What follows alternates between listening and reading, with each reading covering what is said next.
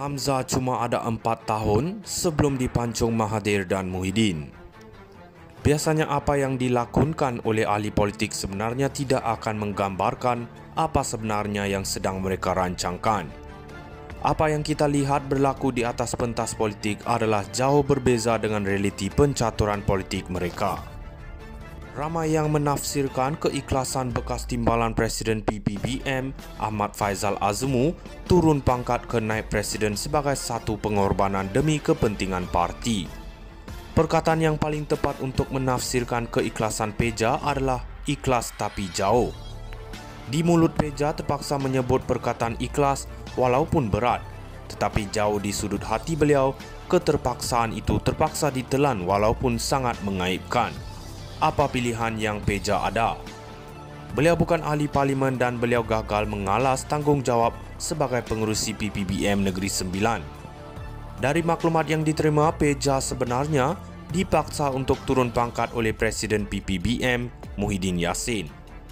Perancangan awalnya, Dr. Mahathir dan Muhyiddin mahu supaya Azmin bertanding jawatan timbalan Presiden PPBM.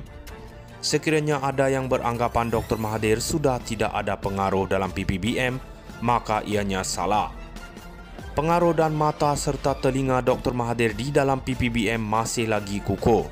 Dr. Mahathir dan Muhyiddin yakin sekiranya Azmin bertanding menentang Peja bagi jawatan timbalan Presiden, Azmin pasti berjaya menumbangkan Peja. Tetapi Muhyiddin pula bimbang sekiranya percaturan itu dilakukan, maka Hamzah akan mencabar beliau bagi jawatan Presiden.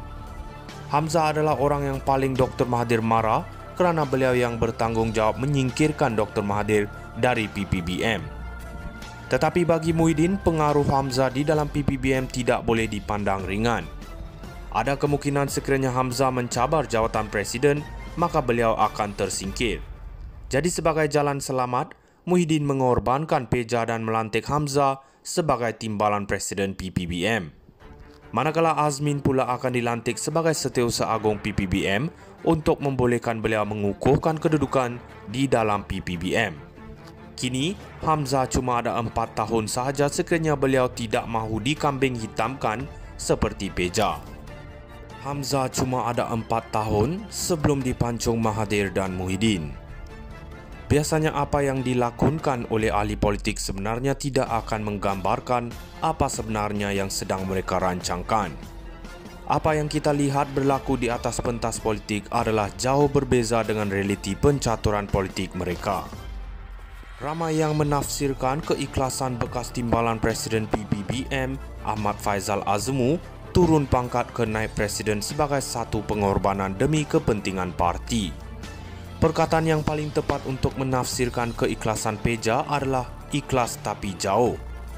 Di mulut Peja terpaksa menyebut perkataan ikhlas walaupun berat, tetapi jauh di sudut hati beliau, keterpaksaan itu terpaksa ditelan walaupun sangat mengaibkan. Apa pilihan yang Peja ada?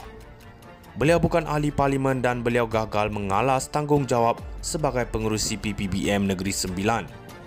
Dari maklumat yang diterima, Peja sebenarnya dipaksa untuk turun pangkat oleh Presiden PPBM Muhyiddin Yassin. Perancangan awalnya, Dr. Mahathir dan Muhyiddin mahu supaya Azmin bertanding jawatan timbalan Presiden PPBM. Sekiranya ada yang beranggapan Dr. Mahathir sudah tidak ada pengaruh dalam PPBM, maka ianya salah. Pengaruh dan mata serta telinga Dr. Mahathir di dalam PPBM masih lagi kukuh. Dr. Mahathir dan Muhyiddin yakin sekiranya Azmin bertanding menentang Peja bagi jawatan timbalan Presiden, Azmin pasti berjaya menumbangkan Peja. Tetapi Muhyiddin pula bimbang sekiranya percaturan itu dilakukan, maka Hamzah akan mencabar beliau bagi jawatan Presiden. Hamzah adalah orang yang paling Dr. Mahathir marah kerana beliau yang bertanggung jawab menyingkirkan Dr. Mahathir dari PPBM. Tetapi bagi Muhyiddin, pengaruh Hamzah di dalam PPBM tidak boleh dipandang ringan. Ada kemungkinan sekiranya Hamzah mencabar jawatan Presiden, maka beliau akan tersingkir. Jadi sebagai jalan selamat, Muhyiddin mengorbankan Peja dan melantik Hamzah sebagai timbalan Presiden PPBM.